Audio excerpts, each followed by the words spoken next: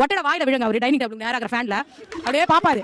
நான் பாருங்க இதெல்லாம் ரியல். இது நான் வந்து இங்க மீடியால இருந்தாலும் பேசல. இவங்க பேசல சூப்பரா பேசுறாங்க. கேமரா பார்த்து தான் சொல்றாங்க. இவர் பண்றதா இல்ல அவர் இருக்காரு.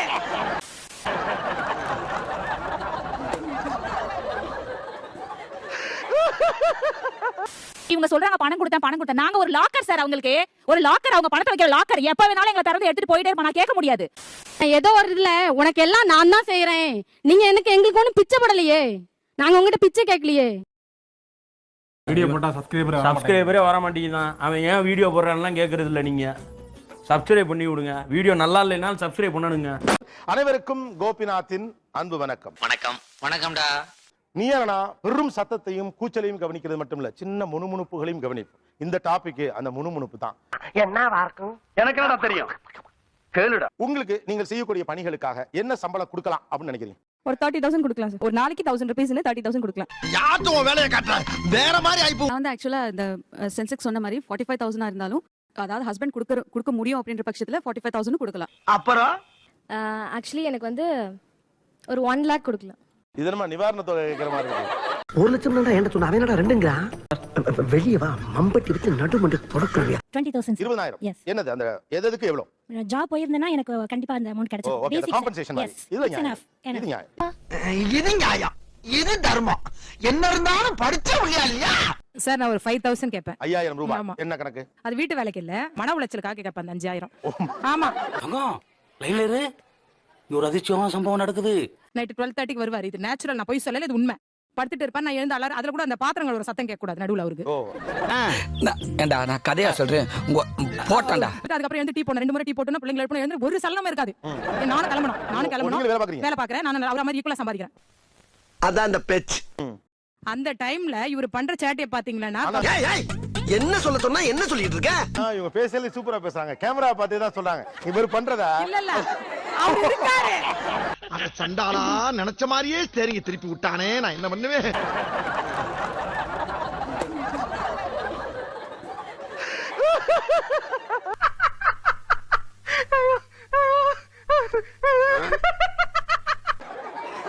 சிங்க குட்டி இங்கதான் இருக்கா? அவன் என்ன பத்தி சொல்றான்? இதுக்கெல்லாம் நான் வைக்கப்பட மாட்டேன். அப்ப நீங்களே என்ன மாதிரி மானகட்டவர். சத்தம் போட்ட உடனே எழுந்து வருவாரு. என்ன சத்தம்? என்ன எல்லாரும் செய்யாத வேலையை நீ செஞ்சுட்டு இருக்க வீட்ல அப்படின்னு கேட்பாரு. அந்த மன உளைச்சலுக்கு 5,000 ரூபாய் போதும். அப்ப ட்ரீட்மெண்ட் பாத்துப்பேன் நான். ஓஹோ, ஐயா இப்ப வேலை செய்யறதுக்கு மேல காசு வாங்கிட்டு வேலை செய்யறதா? இப்ப எல்லாம் அப்படிதான். எவ்வளவு நாள் தான் இழிச்ச வாயினா இருக்கிறது? என்ன இடியே விழுந்தாலும் கம்மு நிப்பாரு. நீங்க வீட்ல பேச ஆரம்பிச்சீங்கன்னா அவருக்கு 10,000 ரூபாய் கொடுக்கணும் போல இருக்கு. யாப்பே இல்லையம்மா இல்ல. காமெடி வேற பண்றானே. ஐயோ என் நிலைமை புரியாம காமெடி பண்றாங்க. 5,000 போதும். ஆனால் நான் வேலைக்கு ஒரு ஜாப் இப்போ ஆஃபர் வந்தது. அது 50,000 சம்பளம். அவர் வேணான்னு சொல்லிட்டாரு. சரி, ஆக்சுவலா நான் எப்படி 50,000 கொடுக்கணும், இருந்தாலும் பரவாயில்ல 5,000 கொடுங்கங்கறீங்க. 55,000 தரணும். 50,000 ஜாப். நான் தெளிவாங்க. இல்லை நீ என்ன விளக்கம் சொன்னாலும் அதை ஏற்றுக்கொள்ள என் மனம் மறுக்கின்றது. 5,000 கொடுக்க சொல்லியா அப்படின்னு சொல்றாங்கன்னா 50 + 5 ஐயா 55,000. என்ன புத்திசாலித்தனம். உனக்கு பரிசும் கிடையாது, ஒன்றும் கிடையாது. உதைப்பதற்குள் ஓடிவிடு. ஒரு டியூட்டரா இருக்கும், ஒரு பியூட்டிஷியனா இருக்கும், ஒரு ஃபேஷன் டிசைனரா இருக்கும், குக் பண்ற குக்கா இருக்கும், எல்லாரும் பாத்துக்கிற விஷயமா இருக்கும், ஈவன் 2 வீலர் டிரைவரா கூட இருக்கும். போதும் லிஸ்ட் பெருசா போய்கிட்டு இருக்கு. கண்டிப்பா 1 லட்சம் ரூபாய் கேட்கலாம் சார். என்னோட டாட்டர் வந்து நான் மெடிசன் படிக்க வைக்கணும்னு நினைக்கிறேன் நான். அந்த டைம்ல நீங்க 1 கோடி ரூபாய் கொடுத்து வாங்குற சீட்டை நாங்க வந்து படிக்க வச்சு வாங்கிடுறோம் இல்லையா? ஓகே, இது நல்ல ஐடியாவா இருக்கு. அப்புறம் என்ன டிரைவர் வேலை எல்லாம் பாக்குறோம்ல, அதுக்கு ஒரு 5,000 ரூபாய். டிரைவர் வேலைன்னா எனக்கு புரியல. என்ன டிரைவர்? பசங்களை கூப்பிட்டு போறது வரது, மார்க்கெட் போறது. இதெல்லாம் இத எங்க பிடிக்கிறான்? இந்த பக்கம் எலும்பு தேயுதுங்கறாங்க சார், வண்டி ஓட்டி. ஆனா ஆபீஸ்க்கு 25 கிலோமீட்டர் வீட்டுக்கார போயிட்டு வந்துட்டே இருக்காரு. அது அவங்க தலையில குச்சமே இல்ல. 30,000 சார். 30,000 என்ன கணக்கு? பசங்களை பாத்துக்கிறதுக்கு 10,000. பசங்களை பாத்துக்க 10,000. சமையல் பண்றதுக்கு 10,000. சமையலுக்கு 10,000. இந்த வீட்ல வாட்ச்மேன் வேலை பார்க்கணும் பாத்தீங்களா? இதுதான் தவறான செயல். வரவங்க போறவங்க யார் வராங்க யார் போறாங்க, ஈபி கார் வரவங்களுக்கு பதில் சொல்றது போறது. பதில் சொல்றதுக்கு 10,000. நிர்வாகம் அட்மினிஸ்ட்ரேஷன் மொத்தம் 30,000 ரூபாய். அப்ப எல்லாம் ஒரு திட்டத்தோட தான் நடத்துறீங்க. அப்படியே நடத்துங்கடா, நான் வர்றேன். ஒரு 15,000 கொடுத்தா போறோம் சார். எனக்கு என்னோட மெயின் என்னன்னா இந்த 2 பிள்ளைங்க இவங்க கிட்ட கத்துறதுக்கு நான் 1 லிட்டர் எருமை பால் குடிக்கணும் சார். புரியுற மாதிரி சொல்லுங்க சார். உங்க வீட்டுக்கும் ஸ்கூலுக்கும் வந்து ஒரு 10 கிலோமீட்டர்ஸ். என் பேக் போச்சு, என் கழுத்து போச்சு, எல்லாமே போச்சு, என் கலர் போச்சு, எல்லாமே போச்சு. ஐயோ போச்சே. பொத்தி வச்சிருந்த கலர் எல்லாமே போச்சு. மெயின் என் பர்சனாலிட்டி போச்சு சார். ரொம்ப ஃபீல் பண்றேன் சார். நான் ஹானஸ்டா சொல்றேன் சார், என் பர்சனாலிட்டி ரொம்ப போச்சு. உங்க வீடு தெரிஞ்சா பவுடர் போட்டு வந்திருக்கு. பவுடர் போட்டு வந்தா பாட்டி எல்லாம் கிளியோ போட்டு ஆயிடுவாரா? துணி துவைக்கிறதுக்கு 100 ரூபீஸ் சார். டெய்லி பேஸ் சொல்றேன் நான். அப்புறமேட்டுக்கு பாத்திரம் விளக்குறதுக்கு 50 ரூபாய். டெய்லி வீட்ல பெருக்கி துடைக்கிறது அந்த இதுக்கு 50 ரூபாய். நோட் பண்ணுங்கப்பா பின்றாம்பா. 13,000 ரூபாய் வந்ததுங்க சார். 11,000 ரூபாய். இல்ல நீங்க சொல்ற கணக்கு கிளியரா பிரிச்சு வச்சிருக்காங்க. செக் பண்ணிக்கிறேங்க சார். நான் பார்த்தேன். கரெக்ட்டா தான் வந்தது. எடுங்க. டேஞ்சரஸ் ஃபில்லோ. இவனை கேர்ஃபுல்லா தான் ஹேண்டில் பண்ணணும். எழுதி வச்சிருக்காங்க. கிளாத்ஸ் 100 rupees துணி துவைக்க. விசல்ஸ் பாத்திரம் கழுவ 50 ரூபாய். கிளீனிங் வீடு சுத்தம் பண்ணுவதற்கு 50 ரூபாய். ஏண்டா எங்களை இன்னமுமாடா நம்பிக்கிட்டு இருக்க? எங்க பேசிக்கிட்ட பார்த்தாவே உனக்கு தெரிய வேணாமா அவங்க தருவாங்களா தரமாட்டாங்களான்னு? ஃபெஸ்டிவல் அண்ட் மந்த்லி கிளீனிங் அதுக்கு 1000 rupees. இவங்களுக்காகவே நான் வேலைக்கு போகணும் போலயே.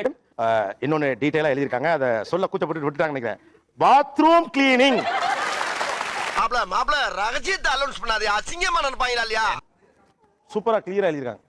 இதுல வந்து எனக்கு குழந்தைய பாக்குறதுக்கும் எனக்கு வேணாம், சமைக்கிறதுக்குலாம் காசு வேணாம். மனிதன் இதெல்லாம் பெரும்பாலும் ஆண்கள் ஷேர் பண்றதே இல்ல. எஸ்பெஷலி பாத்ரூம் கிளீனிங் வந்து men most of the time share பண்றது இல்ல. உண்மை. 25,000 சார். என்ன கணக்கு? அதான் சார் சொல்றேன். அங்க போ, இங்க போ, அந்த பேங்க் போ, இந்த பேங்க் போ, அந்த செக் போடு, இந்த செக் போடு. குழந்தை என்னத்தா அது ஓலப்பாயில ஒண்ணுக்கு இருந்த மாதிரி லொடன்னு பேசிக்கிட்டே இருக்கு. சோ அதுக்கு கண்டிப்பா தரணும் அவரு 10,000. ஏன் பையன் நல்ல நீங்க ஃபர்ஸ்ட் ரோல உட்காரல, கிட்டத்தட்ட அடிச்சு போடுவாங்க மேடம். பண்ணலாமா செய்யலாமா அப்படின்னு ரியாக்ஷன். பாத்தியாப்பா, உனக்கே மனசு கேட்காம நீயே அழுகுற. இதை கேட்கும் போது உங்களுக்கு எப்படி இருந்துச்சு? பயங்கர ஷாக்கா இருக்கு சார். நான் அப்படியே ஷாக் ஆயிட்டேன்.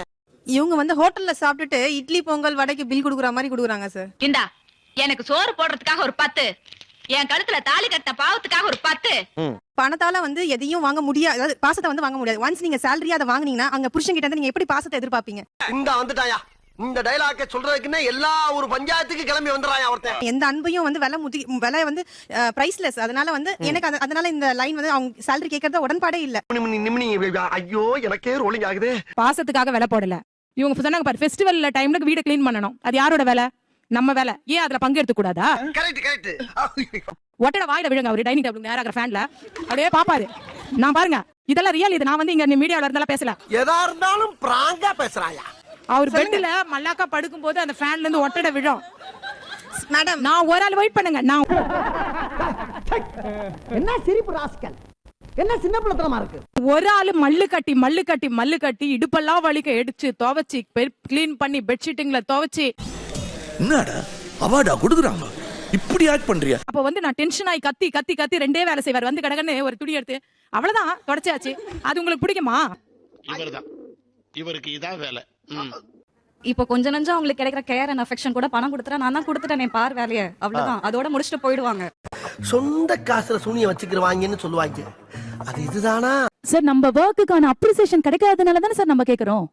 அப்ரிசியேஷன் கேட்டா கூட பரவாயில்ல, சேலரி கொடுத்துட்டா அவ்வளவுதான். அப்படியே ஒரே புடுங்கி இங்க நின்றுப்பாரு. பா நான் போய் வெளியில கஷ்டப்படுறேன், என் மனைவி வீட்டுல இருந்து இவ்வளவு கஷ்டப்படுறான்னு நீங்க உணர்றதும் இல்ல. அப்ப காசாவது கொடு அப்படிங்கிறாங்க. ஐயோ இவன் இப்படித்தான் ஊருக்குள்ள குட்டையை குழப்பிட்டு நல்ல மாதிரியே உட்கார்ந்திருப்பேன். ரெகக்னேஷனும் கொடுக்கல, எதுவுமே பண்ணல. உனக்கு கொடுக்குற சேலரியை நான் இன்னொரு லேடிக்கு கொடுத்தா அவங்க வீட்ல எல்லாம் வேலை செய்வாங்க. You just be mum at home அப்படின்னு சொன்னா நீங்க எல்லாம் ஒத்துப்பீங்களா? நினப்பு பொழப்ப கருத்து புரிஞ்சு ஆக்கிறத சொல்லிவிட்டு உனக்கு. சர்வெண்ட்டுக்கு வந்துட்டு இந்த வேலைக்கு இவ்வளவு காசுன்னு இருக்கு, சரிங்களா?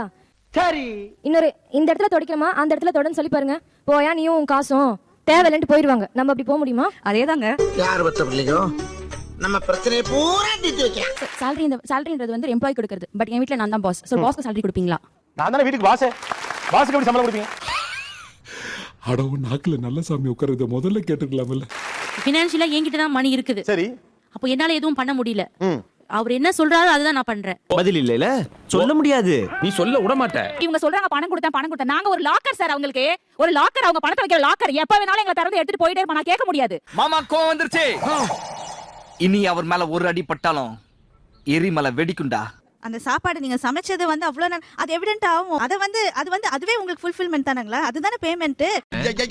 இவன் திருந்த மாட்டாயா? இவன் திருந்தவே மாட்டான். எல்லாம் உணர்வு ரொம்ப பேசுறாங்க. இல்ல எங்களுக்கு எதுவும் தியாகி பட்டமே வேணாம் மேடம். சர்வீஸ்க்கு தான் சார்ஜ் கேக்குறோம். நாங்க சந்தோஷத்துக்கு சார்ஜ் கேட்கல. சம்பளத்தை எல்லாம் உங்க கையில கொண்டு கொடுத்துறாங்க அப்படின்னு சொல்றீங்கல்ல, எவ்வளவு உங்களுக்காக நீங்க செலவு பண்ணிக்கிறீங்க? வீட்டுக்காக செலவு பண்ணிக்கிறீங்களா, உங்களுக்காக செலவு பண்ணிக்கிறீங்களா? ஐயோ மகனே, அத பத்தி யோசிக்கவே இல்லையே. நீங்க என்ன சொல்றீங்க? கணவர் மகிழ்வதே மகிழ்ச்சிங்கிறீங்க. அந்த தியாகி பட்டம்லாம் எனக்கு வேணாம். அது ஒரு 3 வருஷத்துக்கு காணாம போயிடும் மேம்.